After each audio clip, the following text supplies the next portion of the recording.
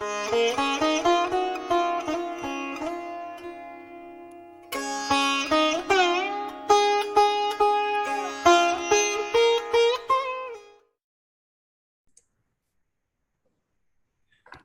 right. Well, welcome to the White Lotus of Light interview.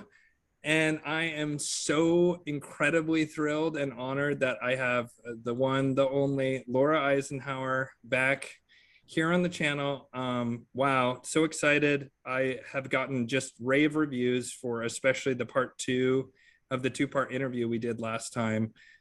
People were just really blown away by all the stuff where you were really sharing all like your personal life and just your views on the world. People just really loved that part of the interview. And thank you so much, Laura, for coming back.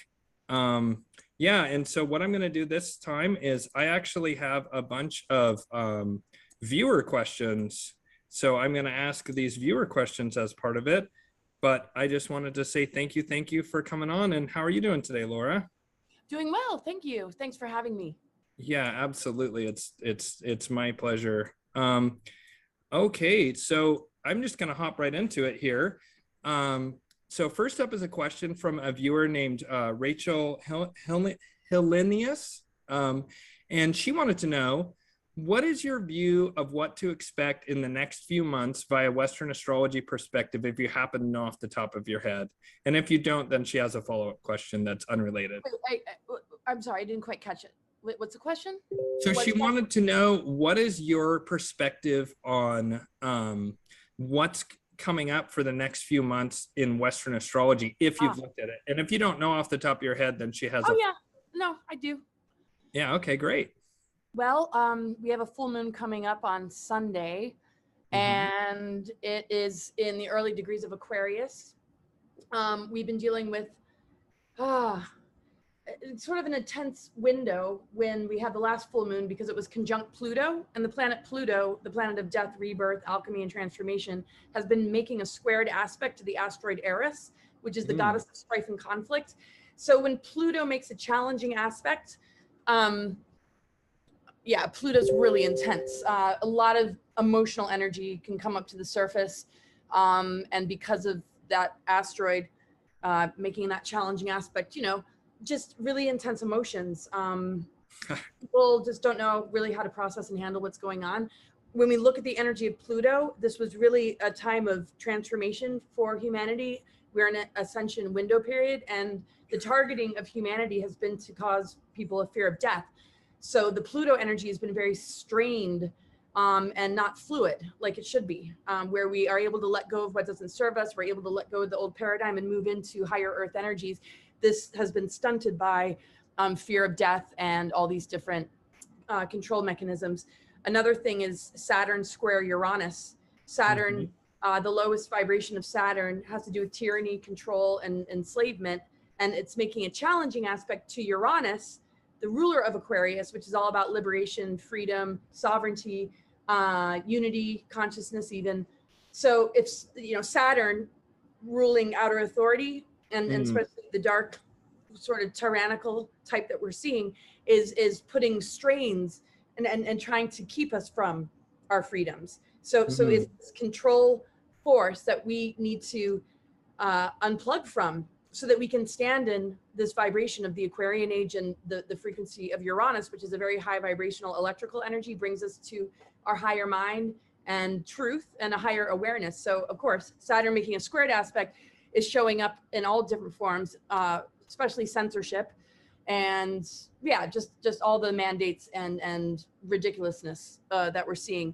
But censorship, freedom of speech, that's where freedom is being compromised. Yeah. And we also have the North and South node. We have the South node in Sagittarius and the North nodes in Gemini. The nodal axis gets particularly amplified during eclipse times. And the nodal axis has to do with what we're here to step into and integrate on a soul level. So when we look at the transits, it's okay, what are we experiencing as a humanity? What is our growth period all about? Well, the North node is where we're heading. It's where the compass is pointing. Right. And it's encouraging throat chakra, Gemini energy, communication. So the whole muzzling and the ritual of the masks is very much to suppress the growth period of truth being told, because that frequency can activate and you know, 5D is all about the fifth chakra, and bringing words of truth as a frequency in to help to activate people, activate our dormant DNA. And the control of information, the muzzling, is to create a reversal. And the mind control viruses are basically what they're allowing to spread, and it's a total attack on the growth period that humanity should be embracing. And instead, we're seeing this new world order roll out. So I'll kind of leave it at that. Wow. Yeah, that was, wow. You just really, you hit on a lot in a very short period of time. That was excellent. I really like the part you said about mind virus. As a side note, I saw this very, it was recommended by a friend of my girlfriend, this strange, you know, I don't generally go for kind of like darker movies, but the message in it is fascinating. There's a movie called The Empty Man that came out last year, and it's about a mind virus that spreads based on this like ancient Tibetan plateau tulpa, and it's basically a self-destructive, like kind of creates a literal suicide cult. And it just the way that it spreads, they talk about the way that like mind viruses spread, and it just really seemed to capture the negative zeitgeist of the time, like in a really encapsulated form. It's quite a disturbing film, and I don't recommend it to viewers who don't have like kind of are able to deal with that level of darkness, but you just made me think a bit. What was the name? It's called The Empty Man. It's quite good. I mean, it's very well filmed. Yeah, it came out in 2020. It's very well filmed. It's very dark, and to me it just really it underscores the Davos agenda. There's a scene in it where like some of the cultists are driving away, and they have a license plate frame that says "Save the planet, kill yourself." And that's kind of a meme that I've seen being pushed into the public conscious on the really extreme edges of environmentalism like 15 years ago. But I've seen it kind of move slowly and slowly and slowly more into the middle of the frame, so to speak.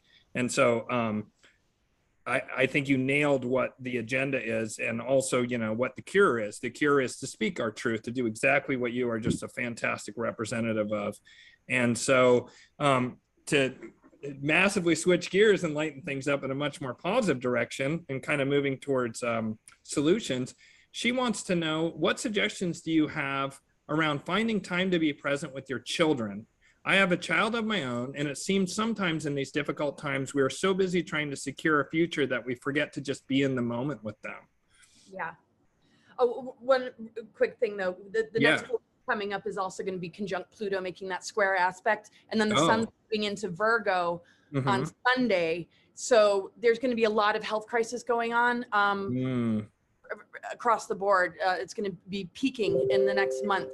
Not peaking necessarily like this is going to be the peak, but it's certainly going to take another step in a challenging direction. Okay, so yeah, you just got to prioritize. It's really, really important to find a balance. I wouldn't say I'm the best person to give advice on it, except for just really making sure I make the time. I went camping with my kids. Week, and it was just great, and just to get away from the electronics and the constant bombardment of what's going on in the news. And I know we all listen to the real news, not fake news, but it's really important to get a break from it. I find that we have so many interviews going all the time. We wake up in the morning and it's kind of like, okay, well, what's going on today? And you know, it just gets you in that mode of, all right, well, we got to keep preparing, and we are very prepared. We've been prepared for a long time, kind of knew this was coming. But it can pull a person out of the now and the nowness of it all. And we have to just take a break and just be, you know, in the moment, because, and we obviously need to be prepared, but you just got to like pick that day and time of week and have everybody agree, like, this is going to be a day where we just allow joy. Because the thing is, we're conduits of Ascension energies, and we have to be the vehicle through which these energies generate these higher codes and the organic ascension vibration. And it's important to be prepared, of course, but we have to be very careful to not have preparedness take us into the survival chakra of anxiety. We can't think clearly under those circumstances, and everything is all sort of like in a panic, and our creative energy just kind of gets lost to us. And when we can just give ourselves joy and be in the now, we really are able to bring in like a miracle kind of energy and actually shift things and I don't know, participate a little bit on a creative level to bring a lightness to the greater unified field of collective conscious energy that really, really needs high vibration of joy, not to let this get the best of us as best as we can. I'll kind of leave it at that, but just prioritize and shut down the electronics, do a digital detox, go out in nature. It's so important. Absolutely. It totally reset me when I did, and I haven't for a while, and I used to all the time. And when I did, I was like, oh my gosh, there I am again. I felt myself again. Yeah, I saw those pictures. You looked so happy, and with your big strapping young men, they you know, and I saw that amazing like high magic staff that you found driftwood. That was incredible. I have to admit, I was covetous of that particular piece of driftwood you had. It was beautiful. Yeah. So another viewer question, this time all the way from the tip of South America, Patagonia, in fact. The viewer's name is Apple Tart. And cool. Apple Tart, not sure what they, you know, I'm not sure who Apple Tart is, but they seem very cool, and they really liked you, and they said, could you tell us more about the time, and this is perfect, tell us more about the time you were living in the wilderness. So you were living in the wilderness at some point, apparently? Yeah, my background is wilderness expedition leadership. So of course the training meant that I would just be out in the field for a long period of time.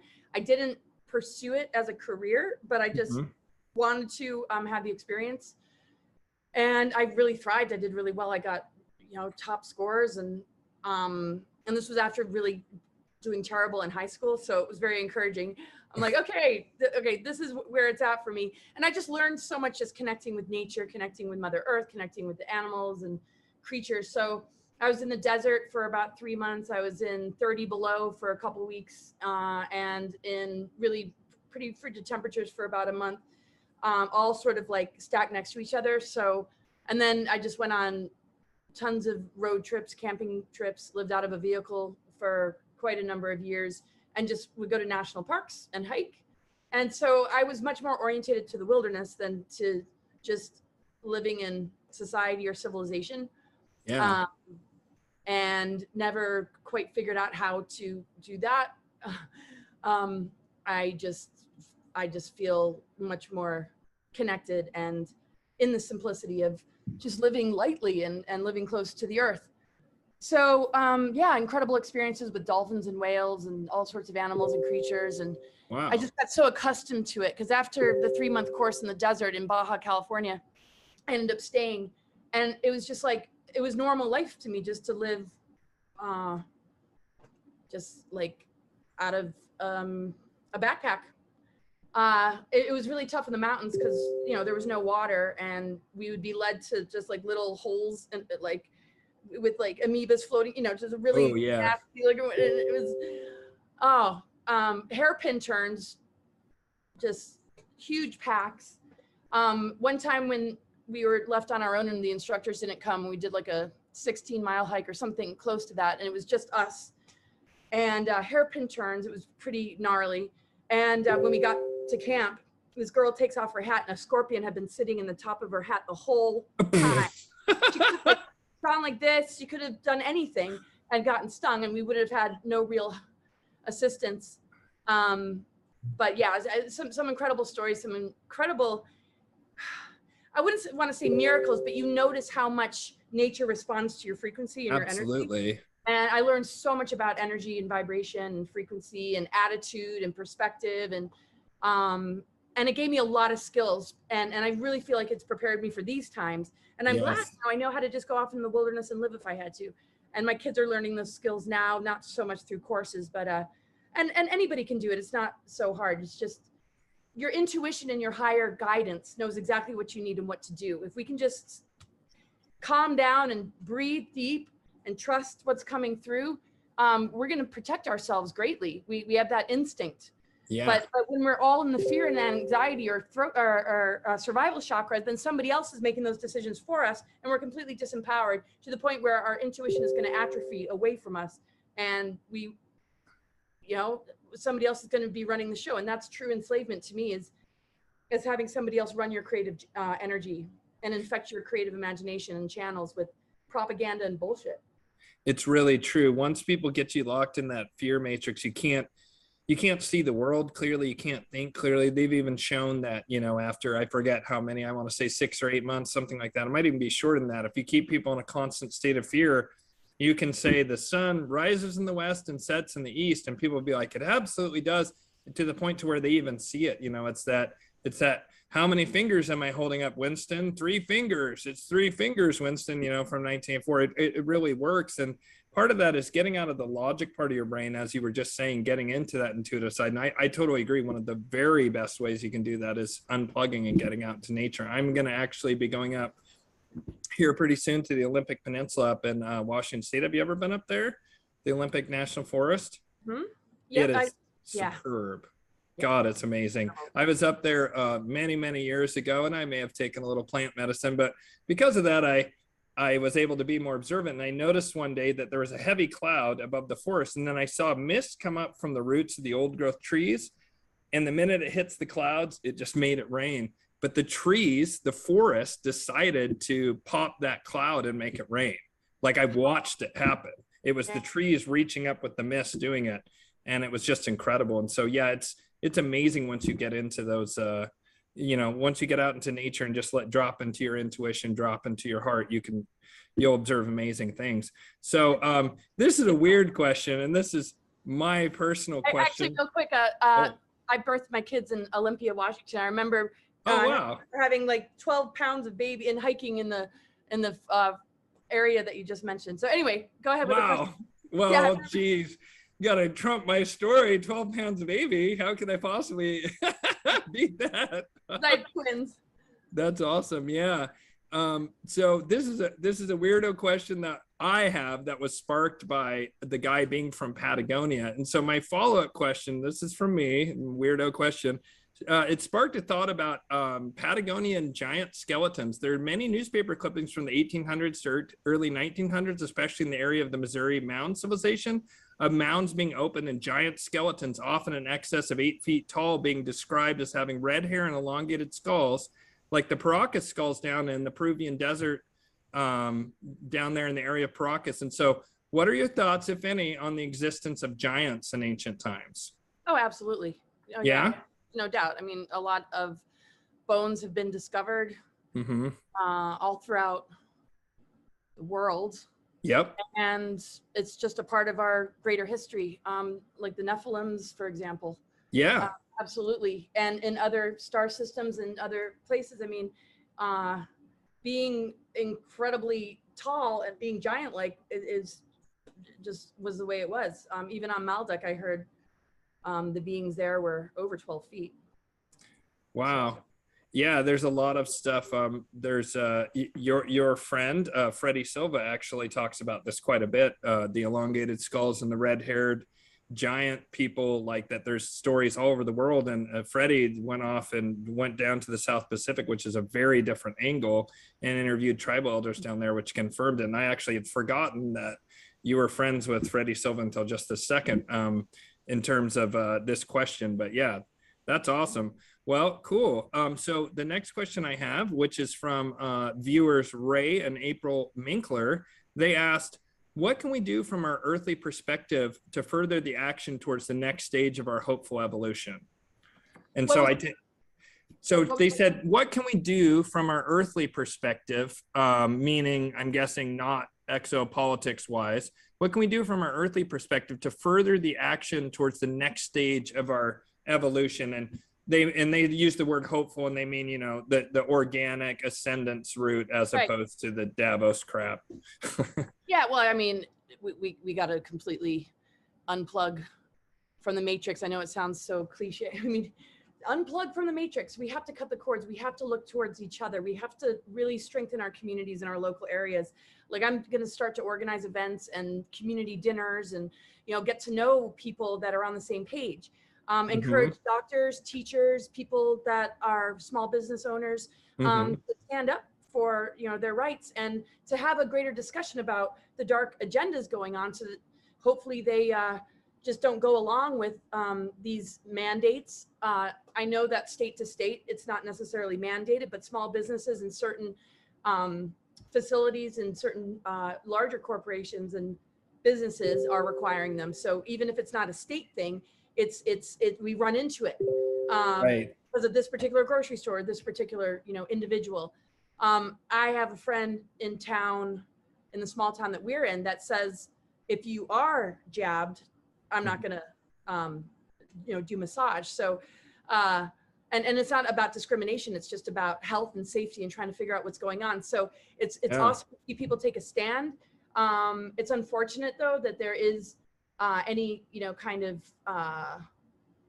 Division, just inability to really mesh right now. But I think everybody's just trying to find the safest approach. So I think the next stage is living closer to the land, forming community, pooling our resources together, and just, you know, being like prepared and just really getting into the breath and just getting real grounded in nature. I know we just talked about nature, but it's an ascension planet. It really is. And Earth is coated with these energies of the mother arc, 13-dimensional monadic core that's within the planet, that's in the core sun within the planet, a diamond heart energy. So sometimes people think of ascension as sort of floating kind of out of this existence in sort of a rapture kind of way, maybe not necessarily losing the physical body, but we really are restoring the tree of life template, and it needs the root system and it needs the branches open in order for us to have the full experience and really begin to manifest higher earth energies.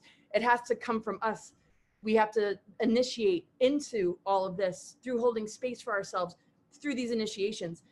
The matrix strategy is to target these initiations so that we don't go through the natural organic process of advancing ourselves as humans. It just seeks to put everything in reversal. So we have to pay attention to when we allow it to hook into us or get the best of us. And in that moment, take a breath, take a break, get away from it, reset your energy, and keep your creative energies engaged in your dreams and visions, and be in that flow, build community, be all about just what you can do on a sustainable level with your own greater spiritual qualities and abilities, and the abundance of this earth that is beyond money and currency. People are so ruled by the paycheck. They're so ruled by some of it, you know, the indoctrination, but just the dependency on the system. And if we don't need it, and we have instincts and intuitive capabilities to work really, really close with nature and know how to feed ourselves and generate abundance and not be in poverty, starvation, and all these things that people are afraid of. So pulling together as community, I think, is incredibly important, on top of just doing this level of inner work to really look at where you're still hooked in on whatever level, and to replace those fears with inspiration, and just stay devoted to building your dreams, and defend and protect it with all costs, and know your rights, and stand up, be empowered, and protect the children, be a guardian. Yes. Thank you for saying that. I completely agree with that. It's so important, especially to protect the innocent above all else.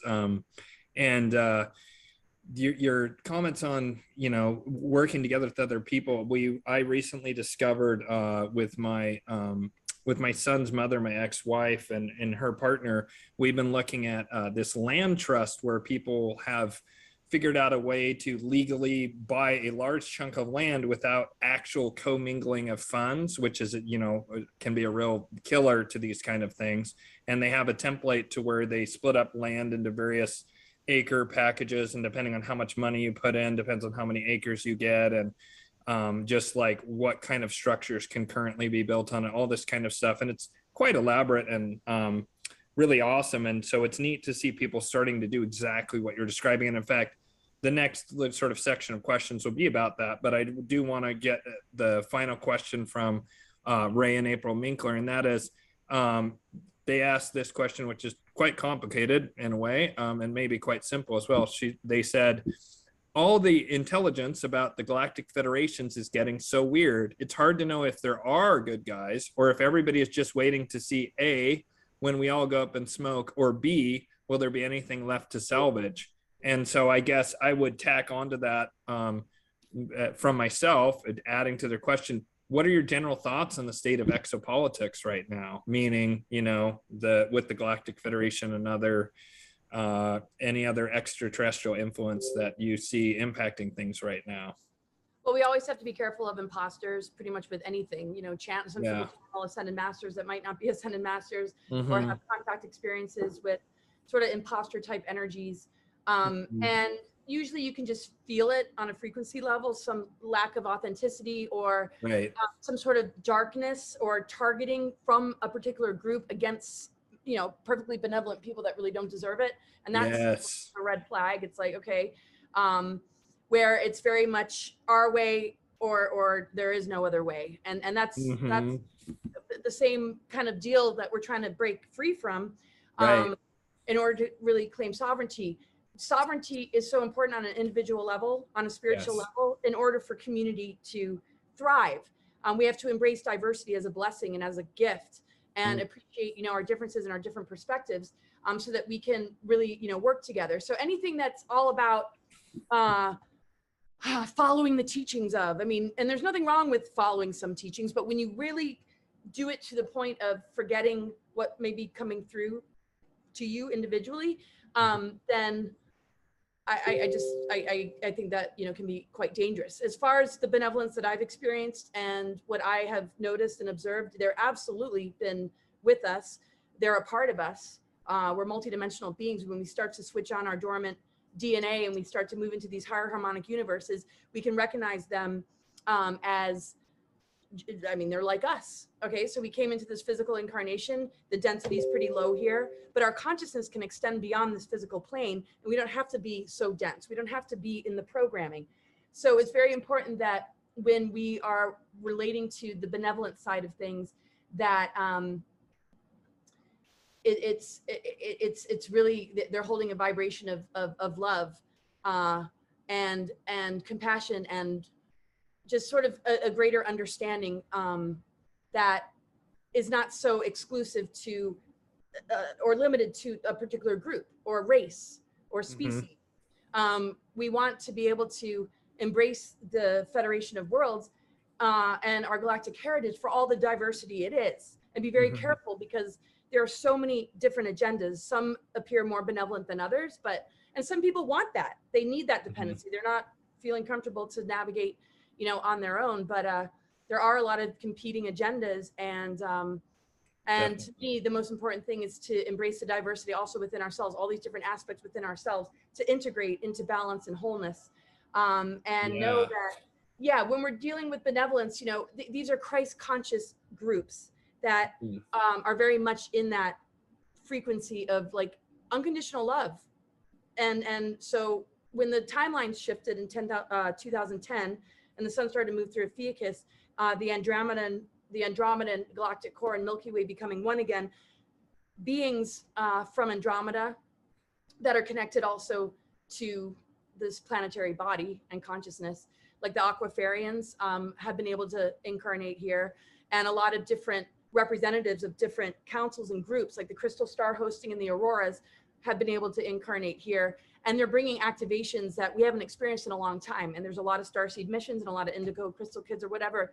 And they're targeted though as children. So that's another responsibility that we have, is to assist those children that are misunderstood or dealing with this terrible system of being, you know, masked, and help set these kids free, because they hold the answers and the guidance. I mean, we are an advanced human race with unlimited potential that we haven't even tapped into. So if we're dealing with any kind of benevolent group, they're going to be encouraging us to discover this, not doing it for us, not telling us what to do, who to align with and who not to align with. It's just a completely different energy. So I go on some channels and they say, oh, we're a part of this particular, maybe Ashtar Command or Galactic Federation of Light. And I just see a lot of toxicity and darkness and targeting from those groups. Against people that I know are highly benevolent, that have contact experiences. Alina Dannon's a really important person to connect with. Same with Alex Collier, and they've done a lot of interviews together. I did one recently with them, and I feel you know, their contact experiences are truly legit and highly benevolent. And it was cool because she's met Val Thor, and Val Thor sent a message to her to send to me about my mission, and they're there. They're there. Eisenhower. Wow, wait, Val out. Thor, like the guy who was Yeah. at the Pentagon, the Venusian or whatever, that was at the Pentagon in the 50s and 60s. Wow, wow. That would make sense that there would be a connection between the two of you karmically with your great grandfather being president back then. That's wild. Wow.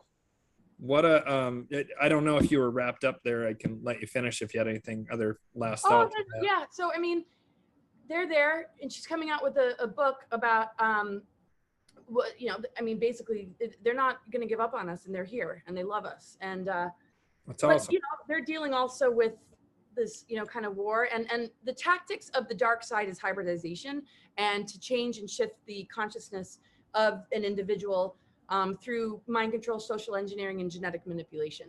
Right. So we're kind of needing to win the war from within. And I always say it, so it's really redundant, that we win the war on consciousness within ourselves, because the ultimate targeting is our genetics, our consciousness, the mind control, the programs, the indoctrination. We have to just check ourselves, get spiritually hygienic and clear ourselves, and radiate love and compassion. And, you know, even if people are making decisions that feel detrimental or troubling, it's really important that we hold a lot of like love, because I feel the whole concept of alchemy is what we're in right now, especially with the element ether available to us as the sun's the 13th sign. It corrected, and the grid workers have corrected the manipulation of the planetary grid network that made it very difficult to access the ether energy, which purifies us and helps to repair genetic damage that's been passed down to us on a DNA level. And we're really in a period where we can turn lead into gold. So if we're dealing with nanoparticles, heavy metals, and all this kind of stuff, and the heavy density lead of all these false narratives and propaganda, we have the ability to create global alchemy and turn the lead of this human experience into gold. I've been saying this for ever, since I was a kid. That's why I use the term global alchemist. And so on a cosmic and earthly level, this is possible. But we have to stand in alignment with it. And the love frequency is the substance of alchemy coming from the spirit realms, that is all about unconditional love, that we can have that love frequency shift the lead into gold. And I feel that it'll mitigate the damages of a lot of this dark weaponry and all these different tactics that they're using to enslave humanity. If we stay clear in our consciousness and in our minds, I feel like we can help turn it around for those that are still willing to hold love and respect, regardless of maybe our choice to not do something that they've decided to do. So I know a lot of people that have made those kind of decisions, but they're not running the dark agenda energies. They just don't know. They haven't gone down those rabbit holes. They're confused.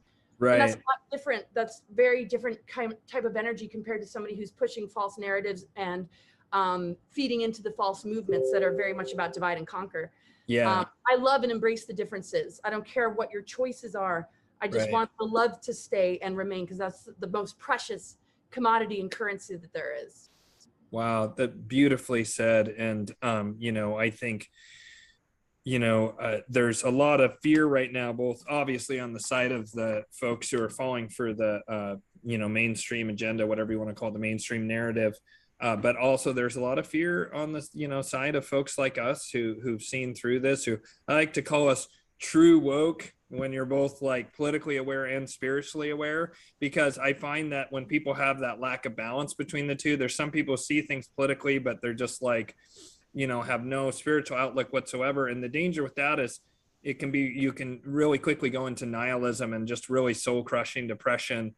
And so that's where the danger is there. Nothing against someone who's maybe an atheist because they just haven't had that experience.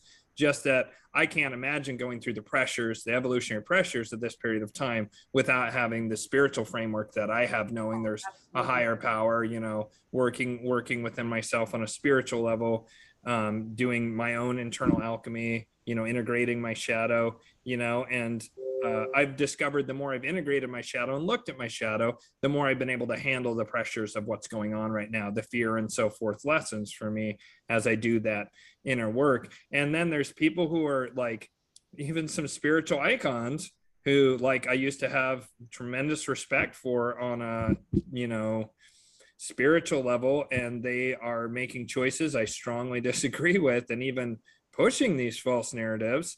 And I'm just like, well, then you don't get it, because you're missing what's going on politically, because you don't see the Trojan horse where something sounds like, oh, I'm protecting grandma, or I'm protecting the kids, or I care about people of color, which by the way, of course I care about our elders. Of course I care about the children. And of course I care about and have many family members who are, you know, persons of color. But those are all being used as a Trojan horse to get in other agendas. And so if you don't see the political part, but you're very spiritual, that can also get you. And that's why I like that term, you know, true woke, because it just describes that you have that holistic view. And that's one of the things I love about you, Laura, is that you really have that holistic view, and you don't shy away from the fact that we have to do the inner work, and that that's really at the core of what's going on right now. It's so tempting to look outward and think that, oh, I got to rush out and do something out there, but you haven't done the work inside. And I will tell our viewers that if you haven't done the internal work, everything you touch will be tainted by the fact that you're not operating on the right frequency. I'm not saying don't go and do things, especially getting prepared, like you're saying, and that's the section we're coming up on here. But it's so important to do the internal work, because otherwise you'll come from fear, you'll come from anger, and you'll turn people off, potential allies, have family members turn against you, or projects that you start. In my experience is the wheels will fall off the cart. That's from personal experience. When my head wasn't on right, when I hadn't done that internal work, I tried to be an activist and so forth. And so it's just so important. And I really appreciate you saying that. So the next question I have is from me. And that is, so Laura, I understand that you've begun homesteading, or actually it sounds like you've been doing it for quite a while. And we have a mutual love of chickens, I've gathered. You post a lot of chicken pictures. And I personally was surprised at how adorable chickens are once you raise them yourself. It's just really different. Like, they're just so full of personality. I mean, these things have a brain the size of like your pinky, but they're so filled with personality, and they're all very different and quite wonderful. And so I'm actually looking into, I think I touched on this earlier, intentional community. It has a legal structure so you don't commingle funds, and people have land on which they're sovereign to use and develop as they wish without interference from others, assuming they aren't doing things to harm the community's land, and other common sense provisions. And my question is, are you homesteading by yourself, or in just your family, or do you have a group, a community that you're homesteading with? It's just pretty much our family, and they do more of it all than I do, because I'm just writing. I'm trying to finish my books. I got a lot of projects. So yeah, it's my boys and my husband, and we have a family member, his nephew who stays here too. And so we're all just, you know, doing what we can, making sure every chicken and pig gets their needs met. And yeah. Are you raising pigs too? Yeah. And we're gonna get some goats. And wow. Right on. Yeah, so I mean, it's not easy to just kind of like jump up and travel, and because we have a lot to take care of here, but it's great. They're really thriving. I can't believe how quickly the chickens grew. They just grew so big. Like, I bet if you sit and stare at them, you could actually watch them grow. They grew. That's what I felt like too. I was like, where's my cute little chicks that were cheep, cheep, cheep? And the next thing you know, they're little dinosaurs, little ladies. They're just out there. When you look real close at their eyes, you're like, I am looking into an ancient creature. It's quite crazy. I mean, they're older than we are, I'm pretty sure, chickens. So that's awesome. Oh my God. So what are your thoughts and advice on our to viewers who are thinking about doing this sort of thing, embarking on a return to the land? Do you have any advice on that? Things that you noticed that were challenges you didn't expect, or things that were easier than you expected? Well, it's a work in progress. There's way more to go as far as our visions, you know, as far as really creating a lot of gardens, planting fruit trees. We're going to be transferring ourselves over to land that we're working on paying off. And the thing is, it has to just start with a vision and just have the dream, you know, have just that image in your head. And then you'll notice that the synchronicities in your life support that vision and dream. You run into the right person, you have the right conversation, you know, just bump into just the things that are in alignment. with it. And that's what's so important in these times, and why they're so successful with these social engineering psychological operations, because they create the vision through the propaganda, and then we people the dark agendas through amplifying it in our creative energies and giving life to it when it didn't really have much life all on its own. And then it just feeds it and feeds it and feeds it to the point where it's a self-fulfilling prophecy.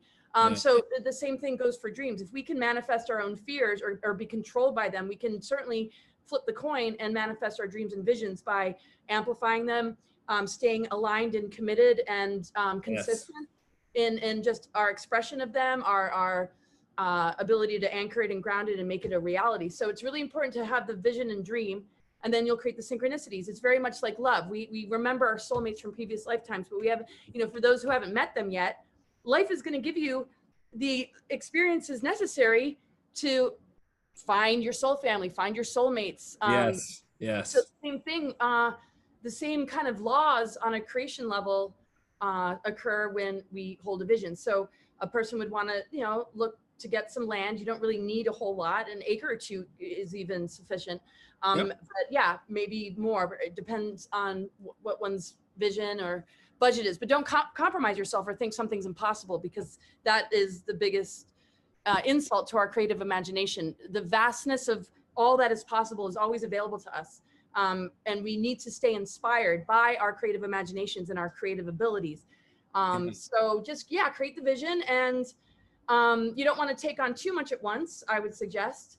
And there's all sorts of tutorials that you can find on YouTube and books to read about how people, and just get excited and just make it. I mean, I'm sort of, I appreciate when I look back at my life experience, because nothing was really handed to me, and there's nothing wrong if something is handed to a person either. So don't get me wrong, but just to like really have nothing, and then to just really just see all that's been created because of these visions and dreams. Same thing with my mission, you know, and I know you can relate.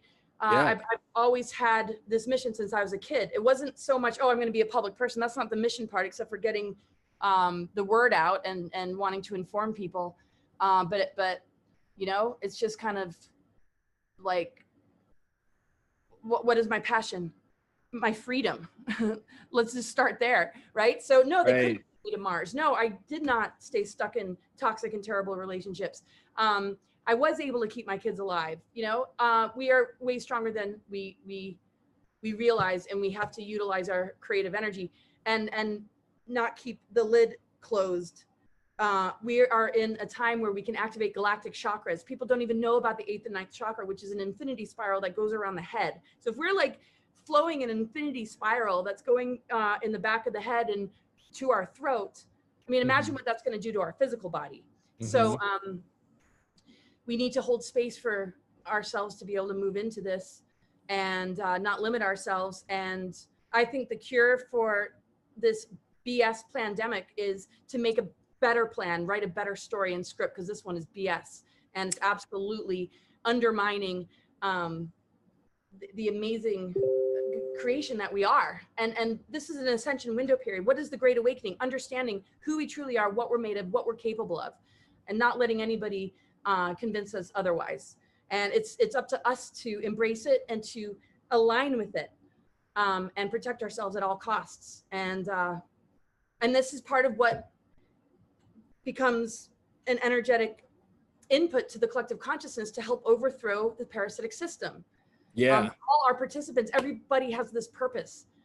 It doesn't just choose one, you know, I mean, we might have distinct missions and like go about it a little bit differently, but every single one of us has this greater divine purpose to contribute something to the collective that just creates this global exorcism, so that the demons aren't ruling our lives. Why would we want that? So I mean, people have to be willing, you know, to kind of look at it, and if they're not, okay, well, we need to move on and not let them pull us down and pull us under as best as we can. And this is one of the darkest and most difficult times, when we, you know, see loved ones and their health compromised. But, you know, we got to remove the fear of death. There's a much larger picture. And let's not lose sight of that. And Yeah. I have to remind myself constantly, because in these times, I'm not at my best at all. And I've known about this. I've been doing presentations about it. But when I wake up in the morning, I'm just like, oh man, this is so heavy right now on the planet. Yeah, for real. I've to a large degree, not the specifics, of course, but I've envisioned more or less exactly what's happening right now. In fact, I had a literal mystical vision when I was just starting to become spiritual again as a 20 something. I saw a vision that totally spoke about this time, not in great specifics, but seeing it unfold now. And then I also found other things going down various rabbit holes, as you put it, that laid out basically all the major elements of what's occurring right now.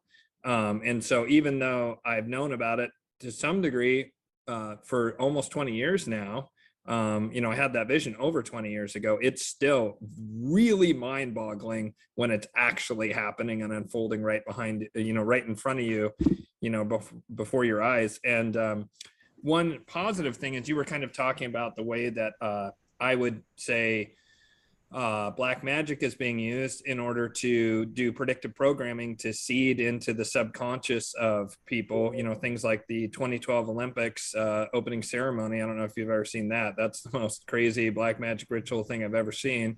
That they try and seed that kind of stuff in order to get to hijack people's creative abilities, exactly as you said. And like you say, the flip side is true, but something I'll say that's interesting that I just noticed, because I'd read this article several times. There's that article, I don't know if it's still up on Forbes. It's 2030, you'll own nothing, you have no privacy, and you've never been happier. Just total propaganda piece, right? But and it's by the, WEF, Davos mofos. And at the very end of the article, though, it has a very interesting section where the woman who's saying how great their dystopian nightmare is, says, I often wonder about the people who are living outside who chose not to go along with this, and like they have sustainable communities and that are all within their own kind of thing, and I wonder and worry about them, worry for them and whatever, and they should have come with us and whatever. And so that shows me that even they know that we have a choice, and even they know that those of us who don't choose it will succeed and will exist for certain, a decade from now when their plan has come to fruition. So everyone should take heart in that. They know that the great changing of the ages is happening. They know that their power is about to diminish dramatically in, about 4 years. And that, there'll be a really rough transition period still, but they know that they don't have time. That's why they're pushing so hard. And so just stay strong, everyone. Just stay strong, speak your truth like Laura talks about. And I just want to ask, I know you got to go very shortly, Laura. So I'm good. I just I've got about 15 more minutes I can do. 15 minutes, perfect. Okay, so I'll ask you a question I'm quite interested in that touches on what we were just talking about. Another thing that the viewers should know is that a very interesting thing happened earlier this year, where for the first time ever, I've seen all these Super Bowl halftime shows, the 2012 Olympics, all this kind of nasty predictive programming, dark magic stuff that's being done. But I saw a white magic ritual actually that happened this year, which is the first major public one I've ever seen. And it was when they moved the bodies of the pharaohs in Egypt, of all things. They had this elaborate, beautiful white magic ritual with all these children running up with these glowing orbs and beautiful lights up in this obelisk, lighting up the side. They were wearing all blue and white, and they had beautiful women walking along holding these orbs of light, and they came out of this chamber to where it looked like they were being birthed out of light. And there was these strong men, and they had chariots. And I mean, just like for people like me who know esoteric symbols, like they were everywhere in this, and it was beautiful and uplifting. And it was clear to me that it was saying Kali Yuga is coming to an end. The white magicians have reappeared on the field.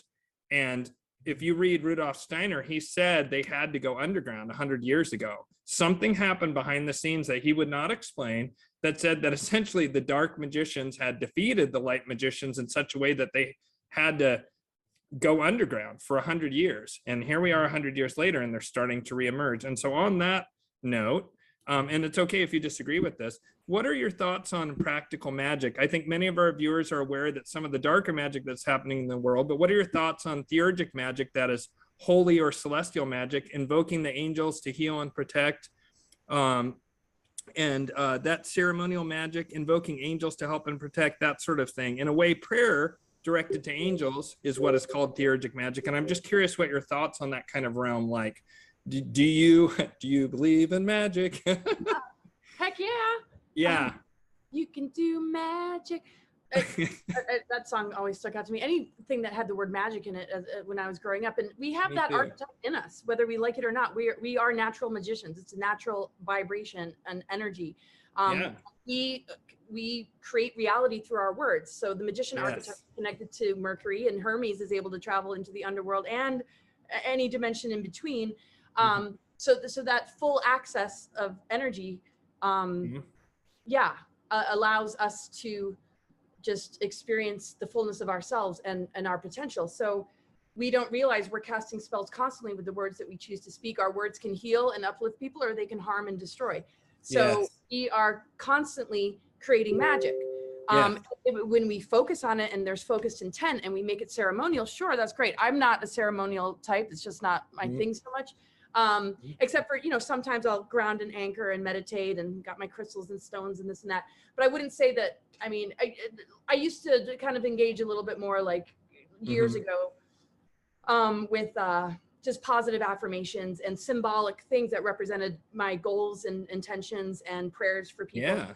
And so, black magic is just doing like the reverse. And, hexes and curses. It's just intent, the intent to harm.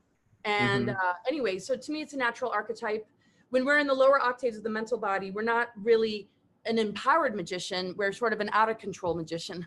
But we have to recognize that energy exists within. So to not believe it is to kind of negate a part of ourselves.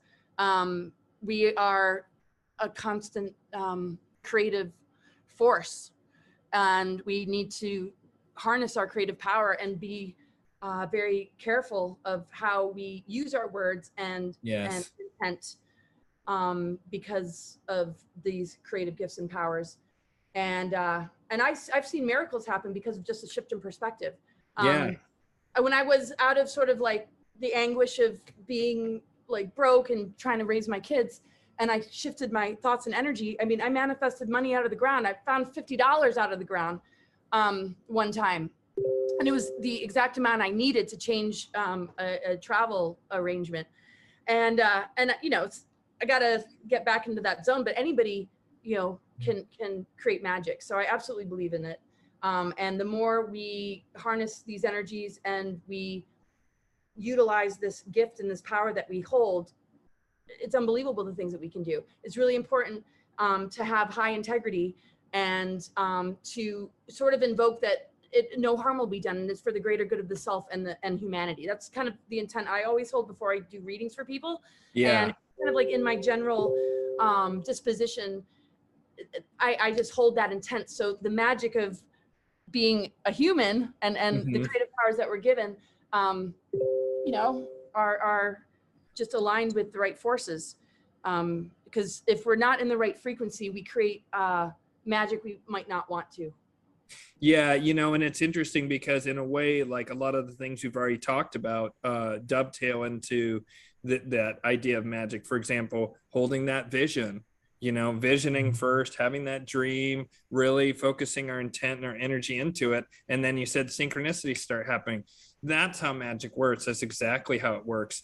And if we are doing things to first take care of our inner state, our inner temple, then our ability to speak things into existence becomes really powerful. And the flip side is true too. If you're disintegrated and you're just always talking negatively, you're just always just like have a poisonous tongue, or worse yet, if you're gossiping about people and slandering people, not only does that put harm out into the world for others, but it almost always eventually comes back on you.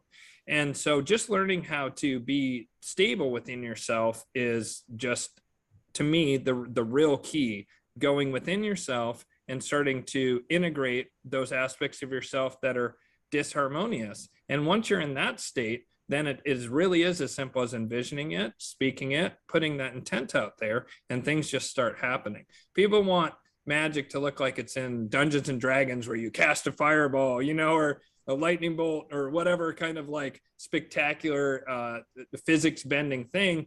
That's not really how it works. It does change reality, but it does it in a much more subtle way that it's so common that we overlook it. It's so common that we don't realize, wow, you know, I really needed that $50.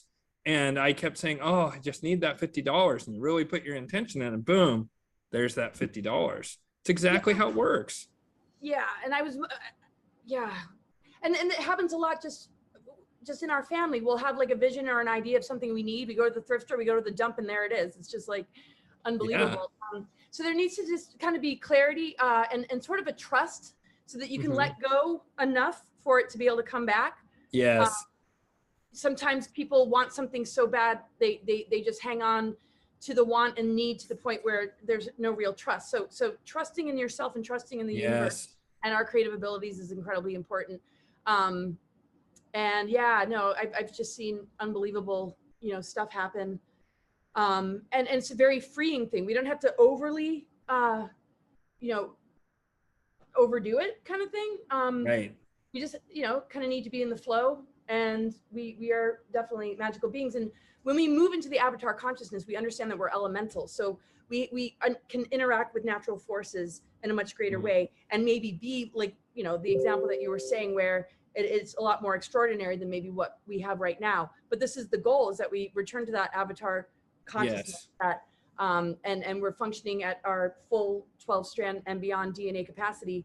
And because our DNA is elemental, earth, air, fire, water, ether, we're a replica of this creation, the planetary grid network, and the multidimensional cosmos. So the more embodied we get into that, and the less programmed by the matrix we are, it's unbelievable what we can do. And so, I mean, yogis are able to materialize things out of thin air. I mean, these are all potentials that we hold.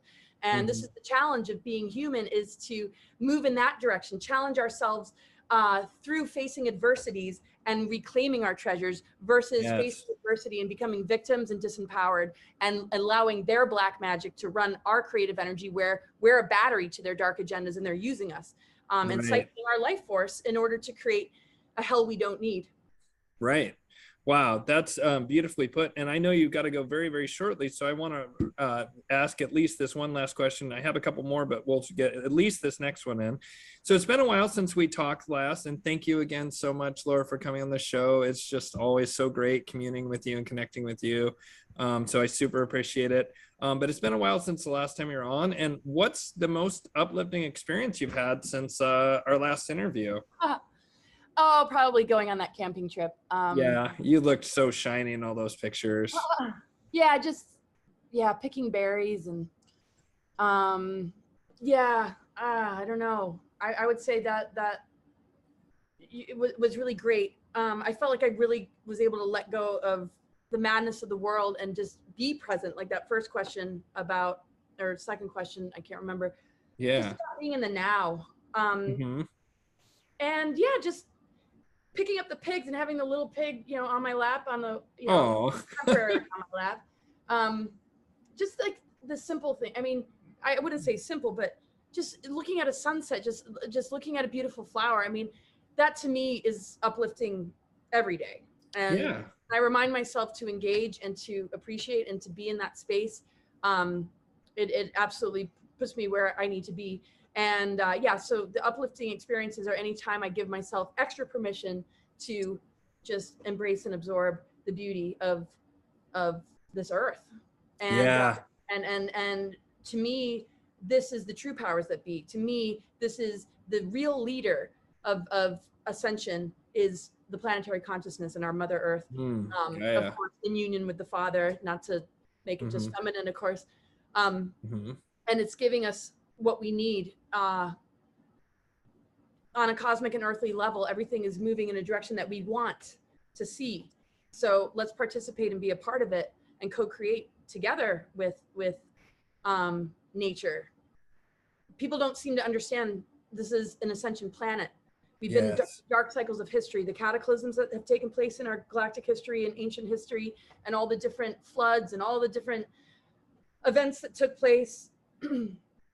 And how the deep state formed and started to create the false flags of world wars and all this divide and conquer between the root races and the cloister races, which are the star seeds, we're coming to a time where on a cosmic and earthly level, this, you know, great awakening is happening. And it's not just a concept, it's also changing our physiology.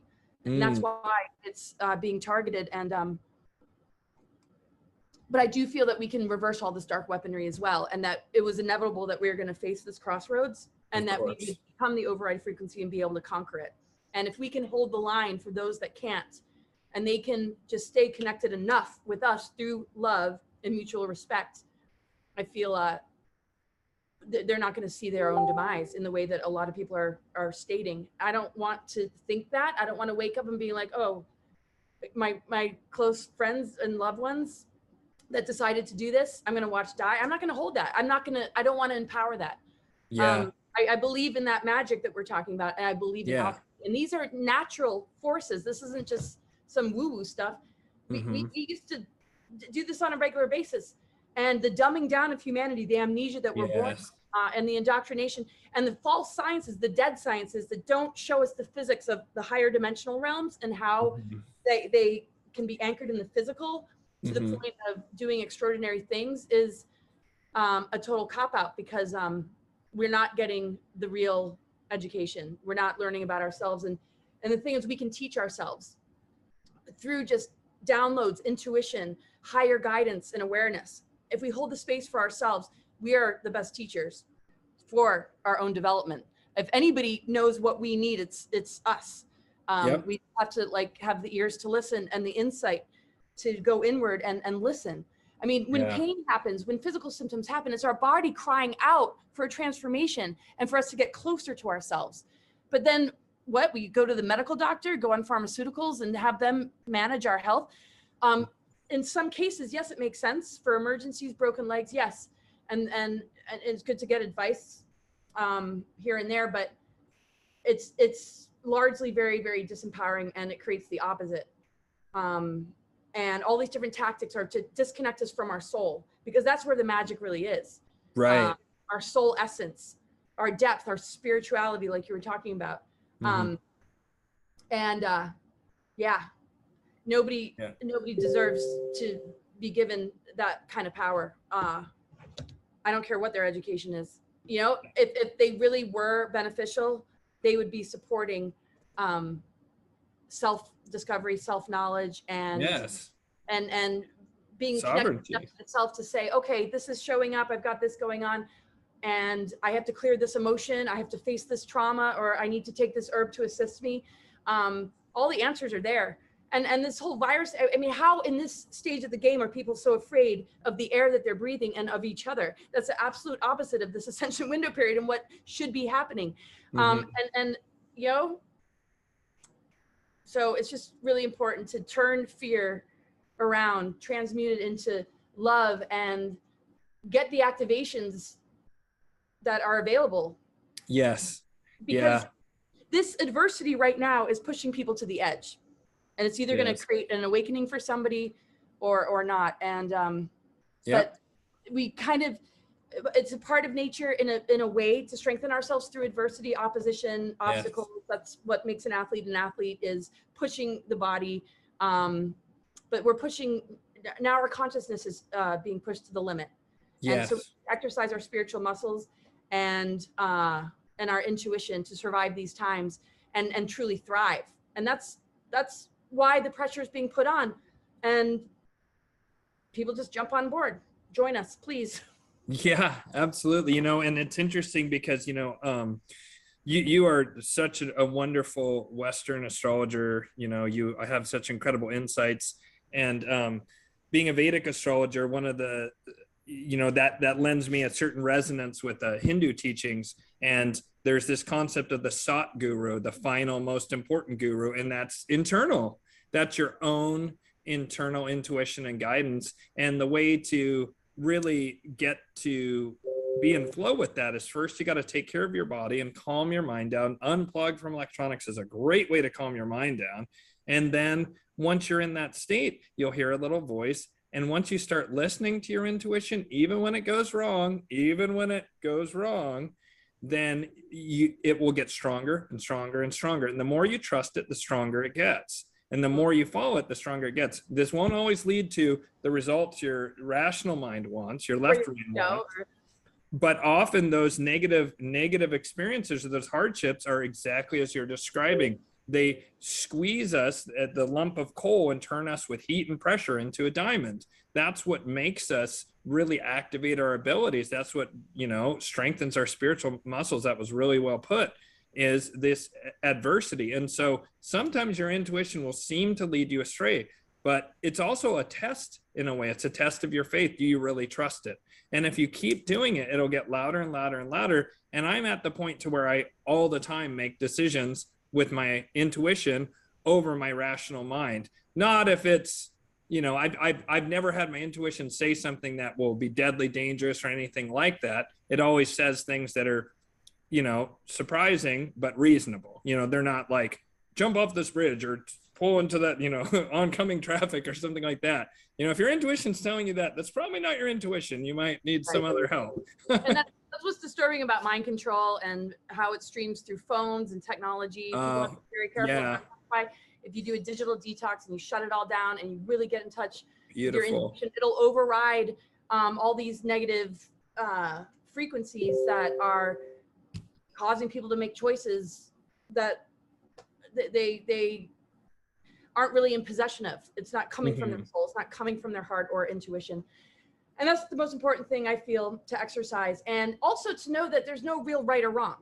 Once you're in your intuition, even if it doesn't turn out the way you wanted, or even if, you know, reality is fluid and we're artists. So we can, and I kind of do this practice where I turn stains that I can't get out in the wash into flowers. And I just turn whatever is maybe a dent or a mark or a scar into something beautiful. It's like, because everything's fluid. So there's no real right or wrong. If we're going to get out of duality, we don't want to put the pressure on ourselves, a right or wrong choice.